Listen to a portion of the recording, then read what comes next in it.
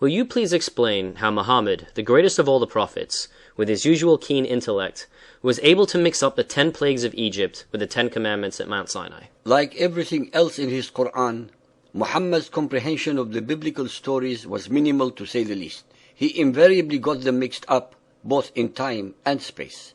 The stories of the 10 plagues and the 10 commandments are very clearly portrayed in the Bible. They are totally incomprehensible and in error in Muhammad's Quran, as we shall presently show. What shall transpire even worse than these errors are the attempts by the Muhammadan scholars of the Quran to brazenly explain the unexplainable with lies, deception, and contortion of both facts and religion. We would like to point out to our listeners, especially those who are followers of Muhammad, that there is not a single Quranic verse in the following examples that represents anything actual from the original biblical story. All of the following dialogue and storylines were created by Muhammad himself. Al-Isra 17:101. To Moses we did give 9 clear signs. Ask the children of Israel. Well, we have asked the children of Israel, just as Muhammad requested, and they told us that to start with, the clear signs, miracles, were 10 in number and not 9. Al-An'am 27.9. O Moses, verily I am Allah the Exalted in might, the Wise. Now throw down thy rod. Now put thy hand into thy bosom, and it will come forth white without stain. These are among the 9 signs thou wilt take to Pharaoh and his people. Al-A'raf 7.130. We punished the people of Pharaoh with years of drought and shortness of crops, that they might receive admonition. I would like to remind our listeners that the stories of the 7 good and 7 bad crop years were in the days of Joseph and not Moses, a lapse period of almost 400 years. Muhammad was wrong as usual yet again. Al-A'raf 7.133. So we sent plagues on them, wholesale death, locusts, lice, frogs, and blood, signs openly self-explained. Every time the penalty fell on them, they said, O Moses, if thou wilt remove the penalty from us, we shall truly believe in thee, and we shall send away the children of Israel with thee. But every time we removed the penalty from them, they broke their word. So we exacted retribution from them. We drowned them in the sea because they rejected our signs and failed to take warning from them. And we made the people, the Israelites, considered weak and of no account, inheritors of lands in both east and west lands, whereon we sent down our blessings. The fair promise of the Lord was fulfilled for the children of Israel because they had patience and constancy. We took the children of Israel with safety across the sea. The translator of the Quran, Abdullah Yusuf Ali, who is extremely knowledgeable in the Bible, nonetheless enumerates with deliberate falsehood the following signs, miracles that allegedly befell Egypt. The 9 clear signs are the rod, the radiant hand, the years of drought or shortage of water, short crops, and the 5 mentioned in this verse. These epidemics among men and beasts, locusts, lice, frogs, and the water turning to blood.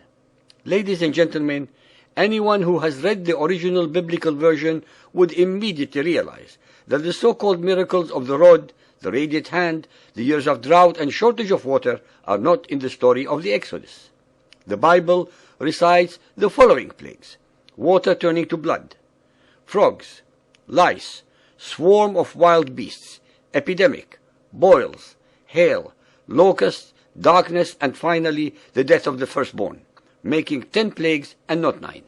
From the very beginning, the foundation stones of Muhammadan Islam reside in the 2 commandments of the Hebrew Decalogue, the 10 commandments of the Torah. Genesis 20.3. There is no God but God. There is no image or likeness to God.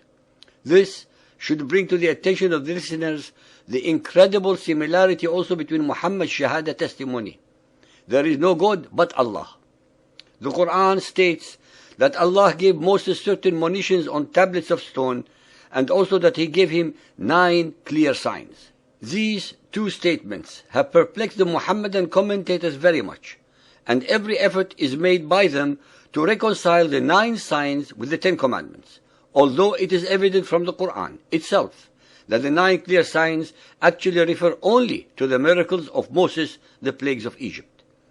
According to the Muhammadan traditions, Muhammad was very confused in the matter and was himself responsible for the mistakes of the commentators on his book. For it is related in Mishkat al-Masabih, which is an improved version of Masabih al-Sunnah by al-Tabrizi, that a Jew came to Muhammad and asked him about the 9 wonders which appeared by the hands of Moses. Muhammad answered him, "Do not associate anything with Allah, do not steal, do not commit adultery, do not kill, do not take an innocent before the king to be killed, do not practice magic, do not take interest, do not accuse an innocent woman of adultery, do not run away in battle, and especially for you Jews, not to work on the Sabbath."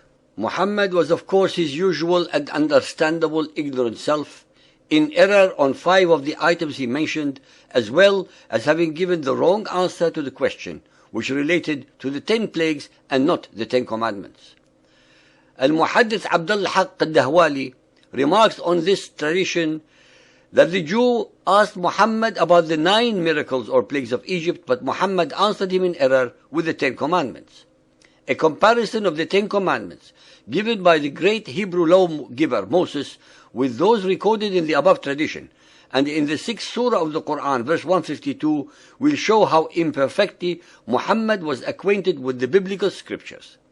The commentator Hussein, who wrote 400 years ago, says that the following verses in Surah Al-An'am are those 10 commandments, which in every dispensation are incumbent on mankind and cannot be abrogated, meaning undoubtedly the 10 commandments from Moses. Al-An'am 6.151 say, "Come, I will rehearse what your Lord hath made binding on you, that you assign naught to him as a partner, that you be good to your parents, that you slay not your children, that you come not near to pollutions outward or inward, that you slay not anyone whom Allah hath forbidden you unless for a just cause. Come not nigh to the substance of the orphan, but to improve it until he came of age. Use a full measure and a just balance. And when you give judgment, observe justice, even though if the affair be a kinsman. Fulfill the covenant of Allah. Follow not other paths, lest ye be scattered from his path. This he hath enjoined so that we may fear him." Compare the above with the biblical 10 commandments. Exodus 20.3. "You shall have no other gods beside me. You shall make no graven images. You shall not utter the name of God in vain. Remember the Sabbath day. Honor your father and mother. You shall not murder. You shall not commit adultery. You shall not steal. You shall not bear false witness. You shall not covet your neighbor's wife." In conclusion, ladies and gentlemen, there is no human being on earth who can show a single verse in Muhammad's Quran that represents a new, intellectual, moral, spiritual, and original concept, precept, thought, or idea which is in any way, shape, or form equal to or superior to these that Muhammad plagiarized, plundered, pirated, and or perverted from the Hebrew Bible.